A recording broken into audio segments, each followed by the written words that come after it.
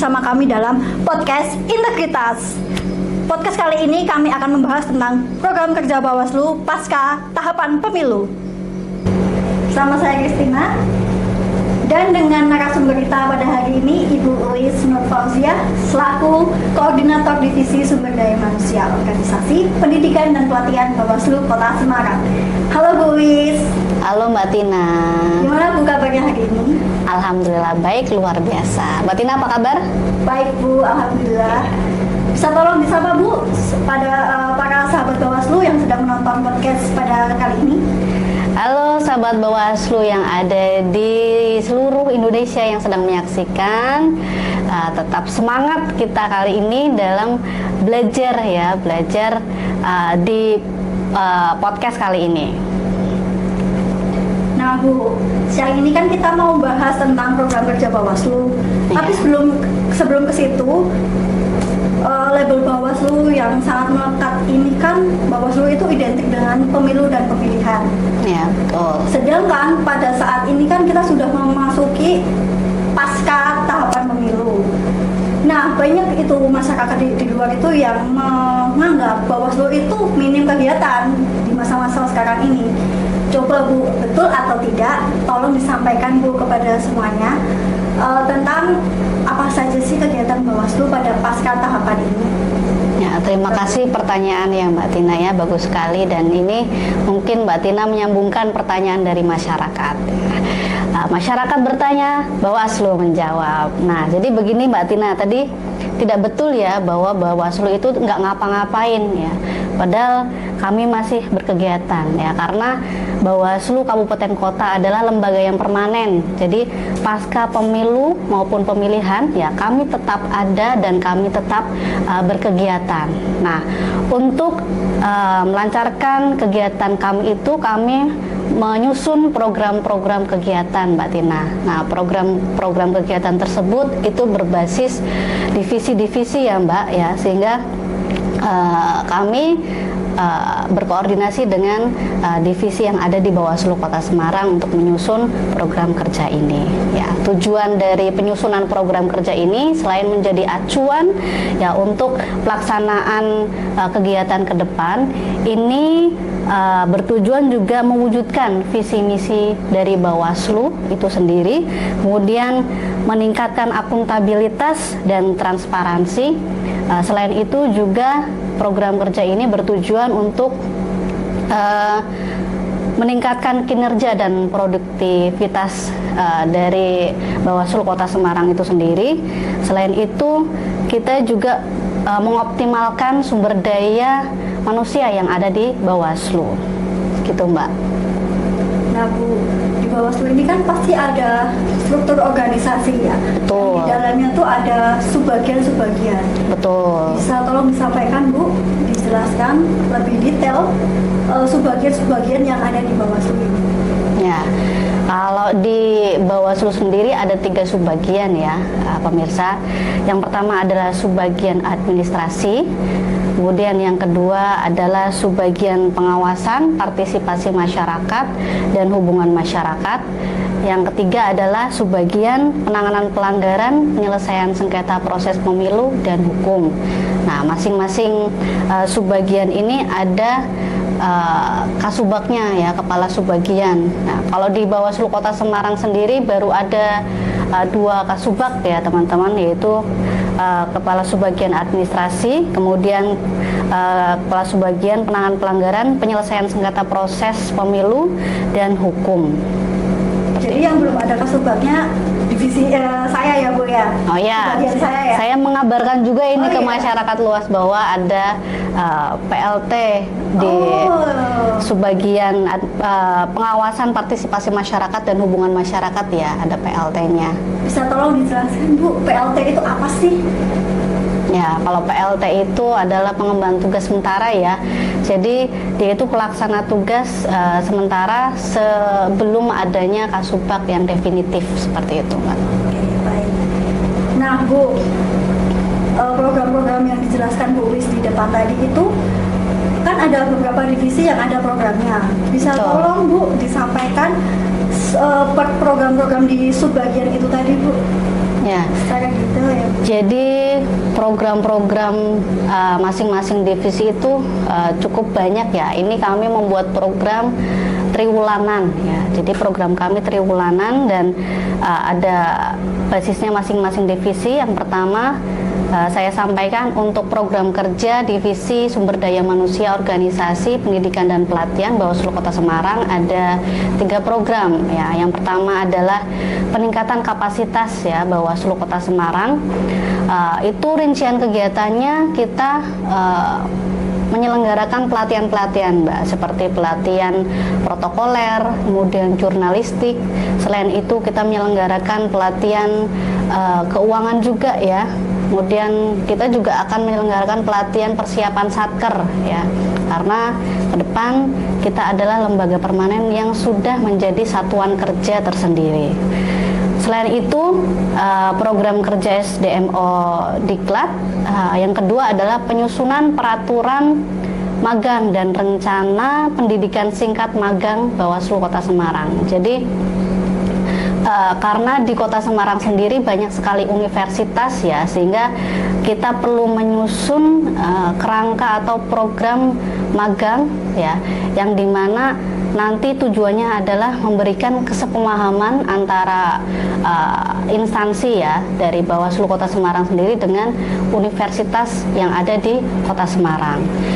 Kemudian program kerja yang ketiga adalah penguatan kelembagaan. Ya, penguatan kelembagaan di sini kami lebih ke internal sebenarnya. Ke internal yang pertama adalah penataan kelembagaan kita ya, penataan kelembagaan kita. Kemudian untuk support hari-hari besar ya, terutama di HUT RI ya, Republik Indonesia, kemudian di hari ulang tahun Bawaslu juga kami mengadakan beberapa lomba Mbak ya.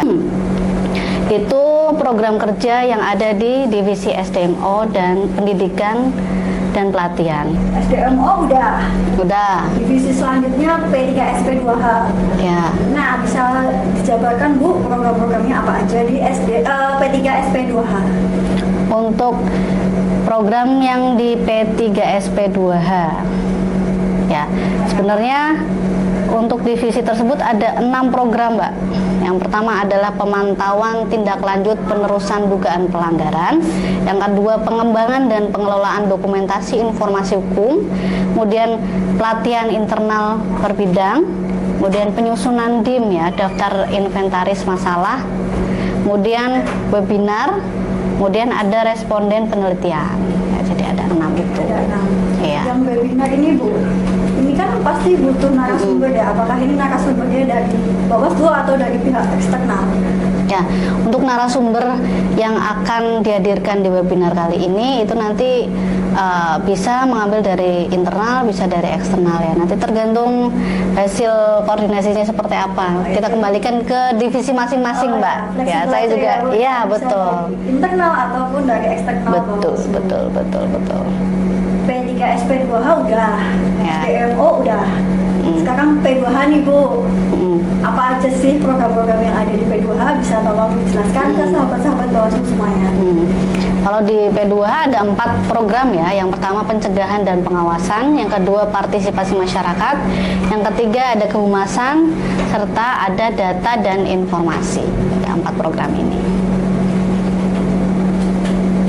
P2H, P3SP2H, SDMO, dan terakhir nih Bu, PP dan Datin.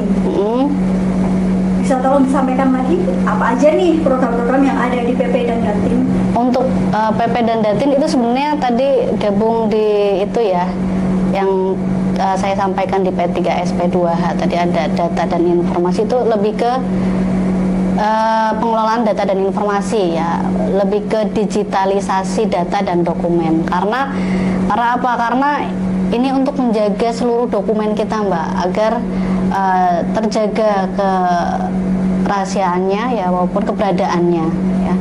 Karena suatu saat jika dibutuhkan untuk penelitian, kemudian untuk tesis mungkin atau untuk skripsi ya, itu bisa dipakai ya. Jadi kita mudah untuk mencarinya. Jadi nggak usah ambil kayak bingung-kebingungan gitu Iya, ya. iya. Betul, cari aja gitu betul. ya. Itu makanya perlu didigitalisasikan. Ya, betul. Dari semua program itu kan pasti ada tujuannya nih Bu. Betul. Tolong disampaikan kepada semuanya apa sih tujuan-tujuan dari program-program yang sudah disusun ini. Ya, tadi sebenarnya yang SDMO sudah saya sampaikan ya tujuannya ya. Ya, mungkin saya menyampaikan ke divisi yang lain ya. Ada divisi P3SP2H ya. Untuk programnya P3SP2H yang pertama pemantauan tindak lanjut pelanggaran. Nah, itu sebenarnya kita Bawaslu sendiri itu mempunyai kewajiban untuk melakukan pemantauan terhadap penerusan tindak lanjut pelanggaran. Dalam konteks ini adalah pelanggaran netralitas ASN. Jadi ini sesuai dengan amanah Undang-Undang Nomor 7 Tahun 2017 ya tentang pemilihan umum, Mbak. Nah, di situ ya di kegiatan itu salah satunya adalah melakukan audiensi dengan BKN, ya, kemudian dengan BKD Provinsi Jawa Tengah, BKN-nya itu BKN Regional 1 Yogyakarta, kemudian BKD Provinsi Jawa Tengah, selanjutnya adalah BKPP Kota Semarang. Nah, di dalam proses tersebut kita memantau, Mbak, proses penanganan pelanggaran sampai dengan penjatuhan putusan atau sanksi kepada yang bersangkutan. Ya, ini sebenarnya program ini sudah terselenggara di awal tahun, Mbak, di tahun 2025 awal ya. Sampai sekarang masih berproses dan kegiatan ini akan terus dilakukan ya sampai dengan perkara tersebut berkekuatan hukum tetap atau inkrah. Jadi masih panjang ya Bu ya? Masih panjang ya. Itu yang pertama. Ada 6 nih. Mau dijelasin semua apa gimana? Ya, yang kedua itu ada responden penelitian bidang PP, PSPP dan hukum. Nah, untuk kegiatan yang kedua ini dasarnya adalah Undang-Undang Nomor 14 Tahun 2008 tentang keterbukaan informasi publik dan Peraturan Badan Pengawas Pemilihan Umum Nomor 1 Tahun 2017 tentang pengelolaan pelayanan informasi publik, Mbak.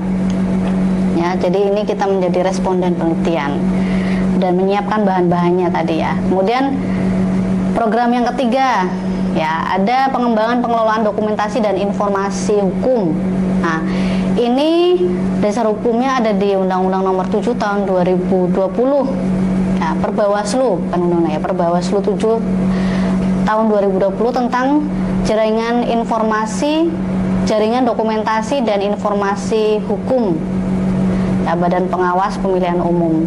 Nah, ini kegiatannya itu berupa pemutakhiran dokumen hukum, kemudian menata mengklasifikasi buku, membuat postingan informasi hukum pada media sosial JDIH. Itu yang ketiga. Yang keempat, nggak apa-apa ya ini dijelasin lama ya. Nggak apa-apa. Ya, oke. Yang keempat itu ada pelatihan internal. Ya, itu kewajiban Bawaslu ya untuk selalu meningkatkan kompetensi dan kemampuan dari Bawaslu sendiri. Kemudian ada penyusunan daftar inventaris masalah ya. Penyusunan daftar inventaris masalah itu merupakan suatu bentuk evaluasi atas penyelenggaraan dan pengawasan pemilu maupun pemilihan. Nah, yang terakhir ini webinar, Mbak. Yang webinar ini itu bentuk nyata dari upaya Bawaslu dalam mensosialisasikan program kerja, edukasi dan peningkatan partisipasi masyarakat. Ya, seperti itu, Mbak. Ini yang PS ya, P3SP2H. Banyak ya, 6 ya. Ada 6 ya. Kalau tadi tujuan P3SP2H, kalau sekarang tujuan P2H, Bu. Ya. Ya, yang untuk divisi ya P2H ya. P2H ini ada 4 ya. Yang pertama tadi pencegahan dan pengawasan. Itu untuk pengawasannya sendiri ada pengawasan PDPB ya, melakukan pengawasan pemeliharaan data pemilih berkelanjutan, Mbak. Ya. PDPB itu pemutakhiran data pemilih berkelanjutan ya? Iya, kita melakukan pengawasannya. Kita hanya mengawasi. Iya, kita mengawasi yang diselenggarakan oleh KPU ya. Kemudian di pengawasan tersebut kita juga melakukan uji petik data ya. Jadi kita melakukan uji petik MS atau TMS-nya. Kemudian kita juga melakukan pengawasan rekapitulasi PDPB Mbak yang dilakukan oleh KPU ya. Jadi setiap 3 bulan sekali ya, triwulan. Kemudian ada upaya pencegahan, tadi kan pengawasan, upaya pencegahannya ini ada koordinasi dengan stakeholder ya, terutama dengan KPU dan Disdukcapil ya saat pengawasan PDPB ini. Kemudian program yang kedua ada partisipasi masyarakat ya. Untuk program yang kedua ini ada kegiatan Saka Adiasta ya, kegiatan Saka Adiasta pemilu ini melibatkan anggota Gerakan Pramuka ya, agar cakap dan menguasai bidang pengawasan penyelenggaraan pemilu. Jadi kita melibatkan teman-teman pramuka Mbak ya. Ada lagi Mbak ini yang kehumasan juga belum ya. Kehumasan, nah banyak sekali ini. Kehumasan ini ada program kerja yang dilakukan secara rutin. Yang pertama itu produksi konten media sosial, yaitu rutin setiap hari kita memposting konten-konten yang ada di media sosial ya. Jangan lupa teman-teman mampir ke mana Instagramnya Bawaslu Kota Semarang, kemudian di TikTok, betul ada X. Jangan lupa like sama follow ya. Oh iya, mantap. Ya. Ada website juga ya, kita perlu dikunjungi website Bawaslu Kota Semarangnya karena di situ banyak sekali hal-hal yang kita sampaikan di website tersebut. Kemudian selain itu kita juga memproduksi rilis ya, rilis tadi di website ya. Jadi banyak hal yang kita beritakan. Kemudian produksi konten video. Selain itu ada podcast. Nah, ini salah satu program kerja yang dilakukan oleh P2H. Kemudian ada webinar ya. Selain itu ada menjalin kerjasama melalui MOU ya. Kemudian ada TTS Pengawas Kota Semarang. Nah Bu, dari beberapa program yang sudah disebutkan tadi, apakah ada program yang melibatkan masyarakat sih Bu? Ya, ada sebenarnya ya, kita ada program unggulan Mbak ya. Program unggulan kita adalah Kelurahan Anti Politik Uang. Nah, tapi program ini itu bisa berjalan ya dengan bantuan dari pemerintah kota gitu. Jadi ini kami sedang mengusulkan ya agar program ini bisa terlaksana dengan dukungan dari pemerintah Kota Semarang seperti itu. Jadi untuk saat ini masih di hold dulu ya Bu ya? Ya, ini kita menunggu bagaimana hasil dari pengusulan kami ya. Ini karena kita melibatkan masyarakat banyak nih, apalagi di kita ada 177 kelurahan ya. Jadi program ini harus matang Mbak, seperti itu. Nah nih Bu, dari semua program yang sudah dijelaskan oleh Bu Uwis tadi, apa sih harapan Bu Uwis buat Bawaslu untuk kedepannya? Untuk harapan dari kami ya, selain ini adalah langkah kita untuk memantapkan ya diri sebagai pengawas ya di pemilu yang akan datang. Ini saya harap kedepannya tingkat partisipasi yang ada di Kota Semarang itu meningkat ya daripada pemilu tahun 2024. Jadi ini kita persiapan nih Mbak, kita membekali diri agar kita menjadi pengawas yang memang benar-benar siap, benar-benar satol, seperti itu. Baik Bu, jadi itu semua adalah program-program yang akan dilaksanakan oleh Bawaslu Kota Semarang pasca tahapan pemilu kali ini. Silahkan dari Bu Uwis kalau mau memberikan closing statement. Ya, sebelumnya saya mengucapkan terima kasih banyak atas forumnya ya kali ini ya. Alhamdulillah bisa terselenggara dengan lancar. Dan penutup kali ini ya, saya sampaikan bahwa program kerja itu bukan hanya sekedar dokumen saja ya, melainkan ini adalah bentuk komitmen dari kami Bawaslu Kota Semarang untuk bisa bergerak maju, membawa perubahan dan menjawab tantangan. Sehingga kita butuh ya dari teman-teman semua itu untuk mewujudkan program kerja ini ya.